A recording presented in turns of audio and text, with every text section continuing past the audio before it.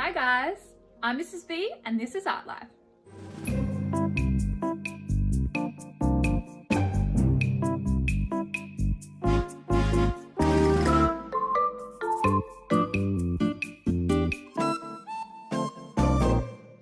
I'm super passionate about this lesson today because it's the very beginning of using colour and using paint, I guess, in the art room for me. And it's all about the primary colours.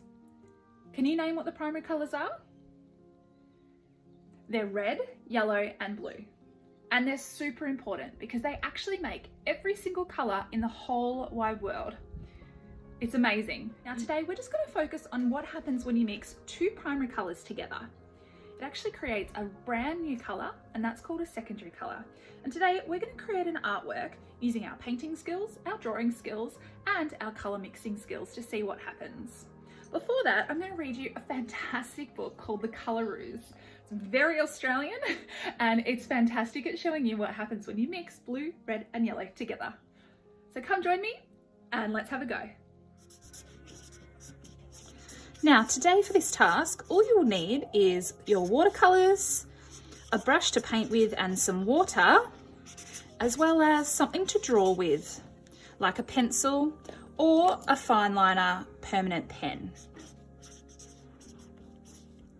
Now before we get into any painting today, I need to teach you something that's really important when it comes to learning about art, and it's actually day one of my first class whenever I'm teaching primary students, because it's the very start of colour, and that is the primary colours. We're going to learn about blue, yellow and red today, and to do that I'm going to read you a fantastic book by Anna McGregor called Colouroos.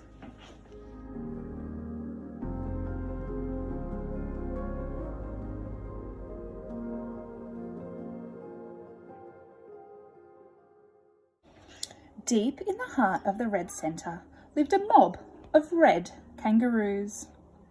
During a long, hot drought, the thirsty roos went searching for water.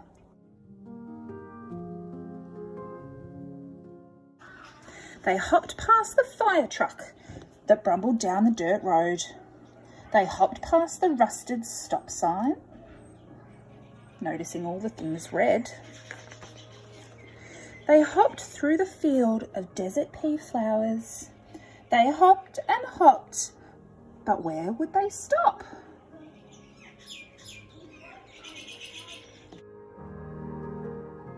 Meanwhile, where the blue mountains met the sky, a mob of thirsty blue kangaroos left their home in search for water. They hopped through the towering blue gum forest. They hopped in the cool shadows of the bluestone cottages.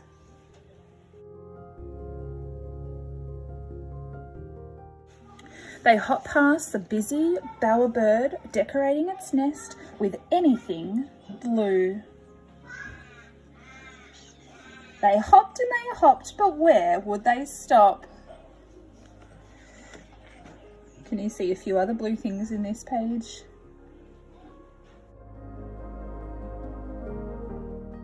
Beyond the glittering skyscrapers of the Gold Coast, at a secluded beach of golden sand, a mob of yellow roos stirred from their slumber in search of fresh water.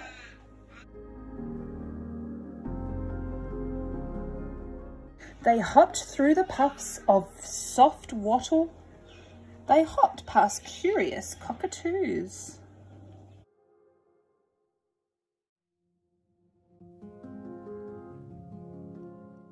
They hopped along sun-drenched driveways.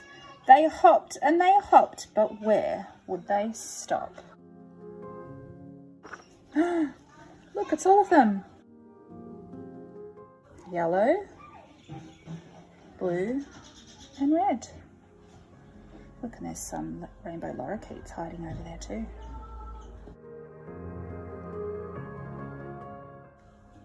Each mob thought the others looked strange, but they all drank the cool water. They were all scared of dingoes. They all leaped with long legs. They all ate the juicy grass. At night time, when the colour left to dance in the sky above, they were all the same. The darkness takes away the colour, doesn't it? After many moons rose and fell, something extraordinary happened. Joey's arrived! And look at the colours!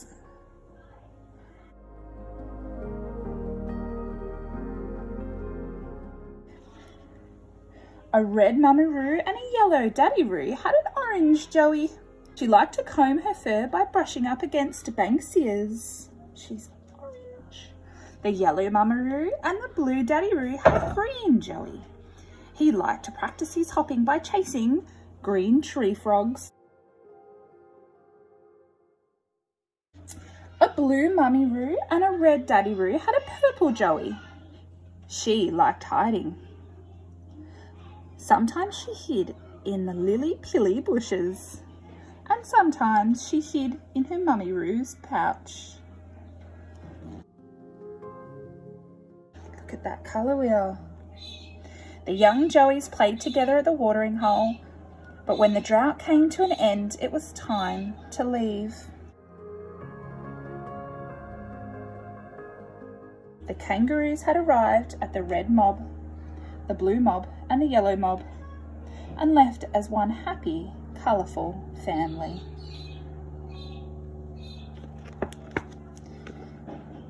The end. Now there's lots to learn about this book, but the one I want to talk about is how the primary colours mix together to make new colours, and I'm going to demonstrate that for you now. So now we're going to do some drawing and some painting to demonstrate how special these three primary colours are. And of course, I'm talking about red, yellow and blue. So today, when we're painting, even though we've got a large rainbow of colours here, guess what three colours we're going to use? Just blue, just yellow and just red. But you might see that our artwork has more than those three colours in it. So we're going to be doing a landscape today, and a landscape is an artwork that is of land, essentially, something outside. And so when I'm drawing, I'm going to draw with a Sharpie. It's a permanent marker, and that's very important. So if you're using a texter today, it needs to be permanent, because later we're going to be adding water. If you use a different texter, it will bleed and it will turn into paint as well, and we don't want that. So if you're going to work with a texter today, please make sure it's a permanent one. However, you definitely can use a pencil. I probably suggest that. I'm going to use a texter though, because you'll be able to see what I'm doing much better. Okay, so I'm going to start on the left hand side here, and I'm just going to draw a mountain coming down. Bit of an arch shape. Now I'm going to add another mountain, and it's going to meet this second mountain here. I'm going to bring this line to the side. Awesome. So I've got two mountains here. Now what I'm going to do, you could use a ruler if you need to, but I'm just going to draw a nice straight line coming from this mountain to the end of my paper. Now what we're going to do, from this corner here, you see this point, we're going to do just a wobbly kind of line coming down to the bottom of the page. I'll show you what I mean. Wobble, wobble, wobble. That's just suggesting a bit of a shoreline. Can you see that? This is the water. This is the sand and this is the shore. So we're actually going to do one more wobbly line. There. This is our landscape. I've got some mountains here, some sand here, some beautiful water and a sky. And the only colours we're going to use to paint them are our primary colours. So grab your water and brush. And the first colour I'm going to start off with is my blue. And in using my blue, I'm going to paint the sky and this part of the water. Remember, when painting, try to stay nice and neat. So that means painting side to side, right to the edges.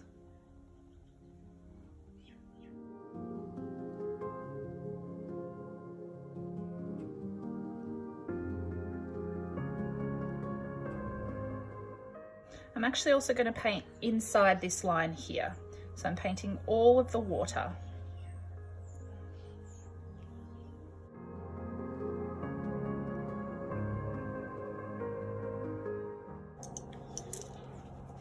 Wonderful. So now wash your brush very, very well. And now we're going to work with red. Now when painting red, I'm going to paint both of my mountains here.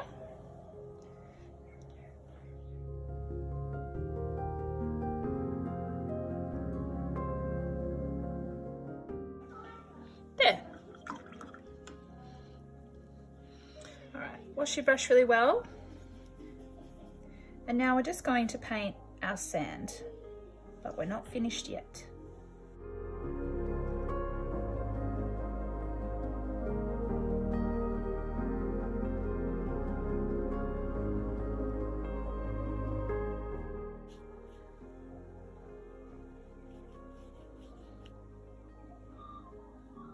So we have a lovely landscape picture, but it is not finished yet. We have obviously done the water, the sky, the sand, and the hills. But now what we're going to do is use our watercolours to show how primary colours mix together to make secondary colours.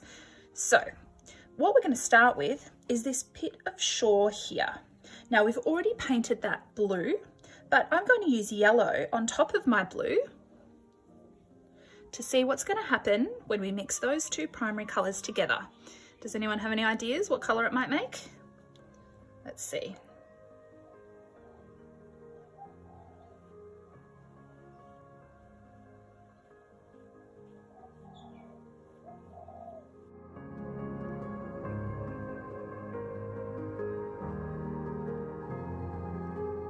Wow, look at that.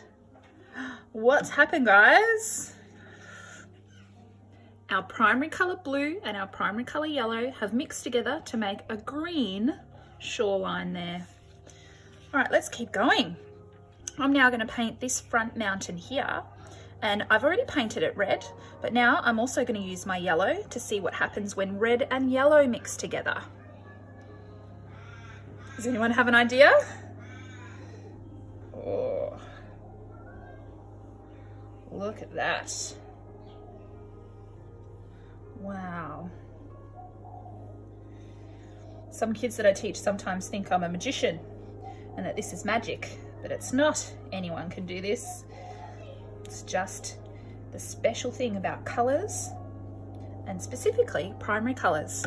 So hopefully you're able to see there that red and yellow together make orange.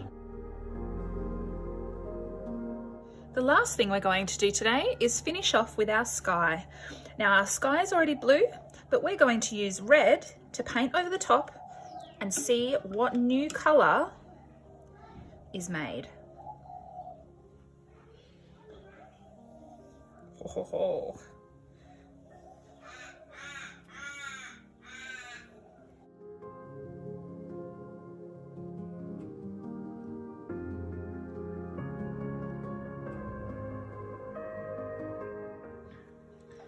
There. So our third and final secondary colour, that's the name of the colour that happens when two primary colours mix together. So our final secondary colour is purple, and that's what happens when we mix blue and red. So we've sort of made a little mini colour wheel artwork, and it shows you what happens when you mix the two colours either side. It creates the one in the middle.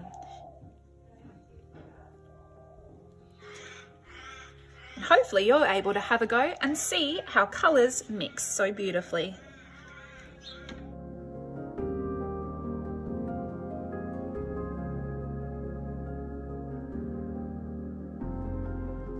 So it's as simple as that. I hope you've been able to create a really exciting version of a colour wheel today. A colour wheel is normally a circle with different wedges in it showing different colours. However, today you've created your own version in a beachy kind of landscape style. Hope you've been able to learn and remember what happens when colours are mixed together, and that you've created an artwork that you're really happy and proud of. please make sure that you subscribe below and give me a thumbs up if you like this video. Thanks again for joining me here at Artlife, and I'll see you next time.